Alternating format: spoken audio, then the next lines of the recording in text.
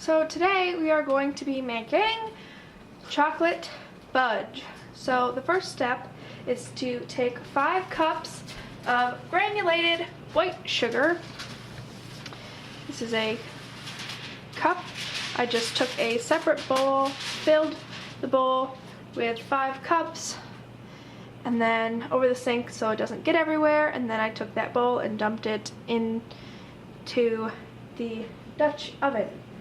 Now, the reason you want to use this instead of a saucepan is so when it starts to boil, it doesn't boil up all over the place, make a mess, or burn you. The next thing you need to do is pour in 10 ounces of evaporated milk.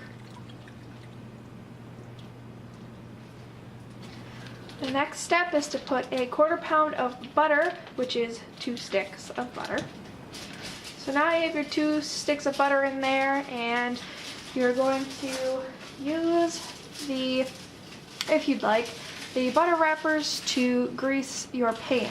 The pan that I'm using is 13 by 9. If you want thicker fudge, you can use a smaller pan or use 2 really small pans, whatever you like, and you want to wrap it in tin foil. Now you are going to put in a whole thing of fluff, 16-ounce thing of fluff, so the bigger one. And the trick to get all the fluff out is to take your rubber spatula and run it under hot water so that it warms up the spatula and gets it out better.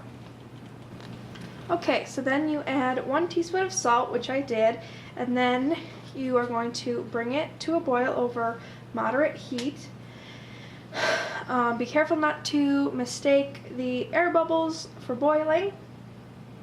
Boil slowly, stirring constantly for 5 minutes.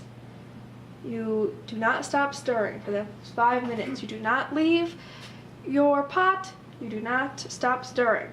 You continue to stir for 5 minutes, and you make sure before you bring it to a boil that you have the rest of your ingredients, which are 1½ teaspoon of vanilla and 2 large packages of chocolate, whether you use semi-sweet or milk or dark chocolate, whatever you're going to be doing, make sure it is right next to the stove, because once it's boiling and you add those ingredients, you want to do it as soon as possible. Okay, you want to put it on heat between 3 and 4 on your stove. We have an electric stove. And you want to sort of break it up and stir it a little bit so the sugar isn't all concentrated on the bottom, because then it'll start to caramelize. So you want to, even though it's not easy, start to try and mix it up, and that's why you want to put it on low heat at first so that it, you can sort of mix it up a tad.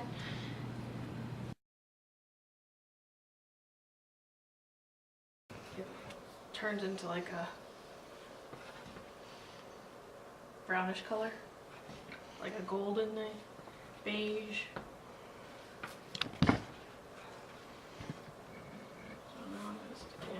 And the vanilla, which might bubble up a little because there's alcohol in the vanilla.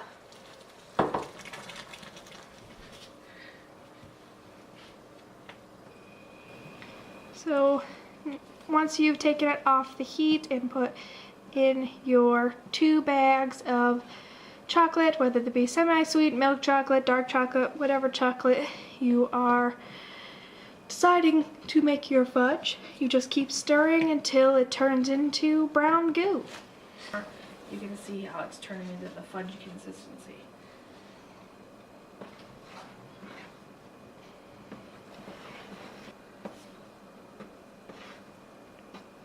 At this point, if you want to stir in some walnuts or put some marshmallows in it, then you can do that, or whatever you'd like to be in your fudge.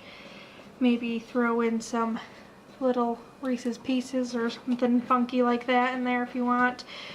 Personally, I just like plain fudge and peanut butter fudge. Yeah, so once you've got it all incorporated and it's all nice and smooth, you're going to pour it into your pan and let it cool until it is hard. Or you can just eat it all while it's still slightly warm, which is my personal favorite.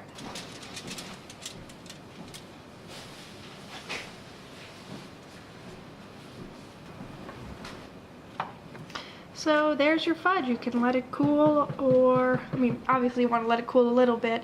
You can let it cool till it hardens, or, you know, you could just eat it when it's semi-cool, lick out the bowl and the spoon, and there you have your chocolate fudge. I hope you enjoyed watching this video. Please like and subscribe if you want to follow me on any of my social media sites. If you want to find me, beauty is for everyone, with the 4 being 4, and the 1 being 1. I will see you in my next video. Bye!